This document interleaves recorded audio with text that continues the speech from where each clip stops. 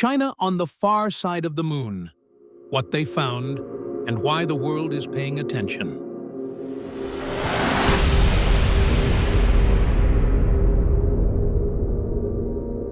Let's go back in time for a moment. It's December 1972. The Apollo 17 astronauts are packing up the last lunar module. Gene Cernan climbs the ladder, looks over his shoulder, and becomes the last human, so far, to stand on the surface of the moon. He says, "We leave as we came, and God willing as we shall return." But we didn't. For the next 50 years, we turned our eyes elsewhere, to Mars, to deep space, to problems on Earth. The moon became an echo of the past, a memory, until now. Because today, a new space race is happening. Quiet, strategic, and it's not led by the same country that planted that first American flag in 1969. It's led by China. In 2019, China's space agency, CNSA, pulled off something no one else ever had. They landed a spacecraft, Chang'e 4, on the far side of the moon. Let that sink in. The far side, the one we never see from Earth. It's completely hidden from our view and totally cut off from direct communication. Landing there isn't just hard, it's next level. But China figured it out. They launched a communications satellite called Queqiao in 2018, parked it at a special gravity-balanced point beyond the moon, and used it to bounce signals back to Earth. Genius. And on January 3, 2019, the lander touched down in the von Karman crater, part of the enormous South Pole Aitken Basin, one of the largest and oldest impact craters in the solar system. The first rover ever to touch the far side of the moon rolled out onto a landscape no human eye had ever seen up close. So what did they find? Well, to start with, the rover, named U-22, or Jade Rabbit, captured images of a terrain vastly different from the near side. No wide lava plains, no smooth seas. Instead, a thick, battered crust, filled with craters and mysteries. Then, things got weird. In mid-2019, the rover stumbled upon a shiny, gel-like substance in a small crater. It looked different, strange, sparkly. The internet exploded. Alien goo on the moon? Some said. In reality, it turned out to be impact glass, lunar soil melted by a meteor strike. Rare, yes, but natural. Still, it told a powerful story. This region had been hit, heated, shattered, and then frozen in time. But that wasn't all. Hidden in the lunar dust was something far more valuable: helium-3. It's a rare isotope almost non-existent on Earth, but abundant on the moon. It's been deposited over billions of years by the solar wind.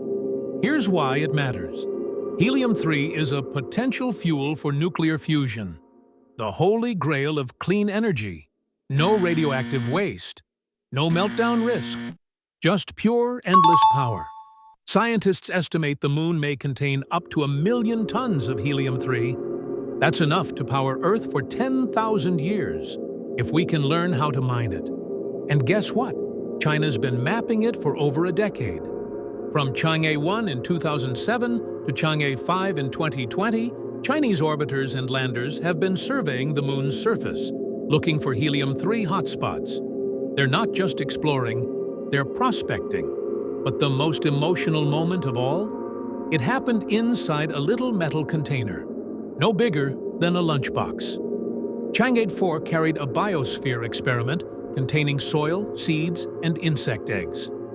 Just a test, a tiny step. And then, a cotton seed sprouted. The first living thing ever to grow on another celestial body. Let me say that again. Life grew on the moon. It didn't last long. Lunar night came, temperatures plunged, and the plant froze. But it proved something huge. Life can begin out there. For those dreaming of moon bases and space farms, this was real hope. Now fast forward to 2024.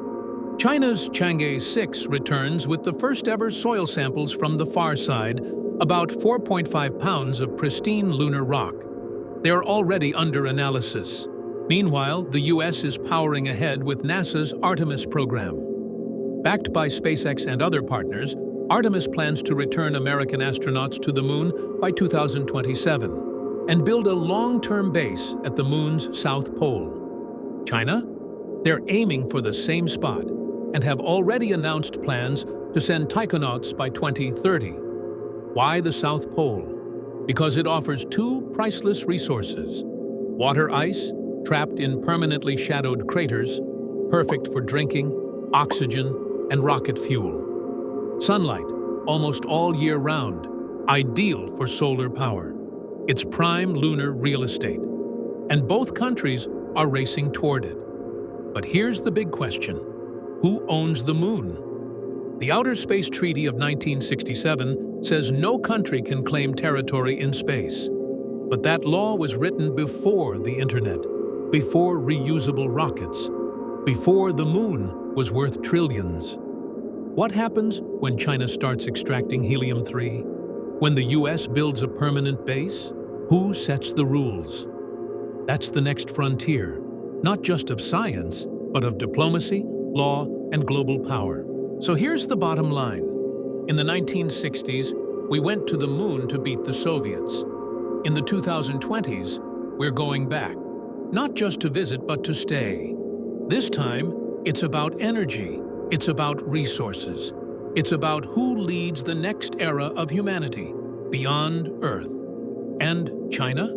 They're already on the far side, digging in. If you're looking up at the moon tonight, remember, it's not just a glowing rock in the sky, it's a new world, and the race for it has already begun.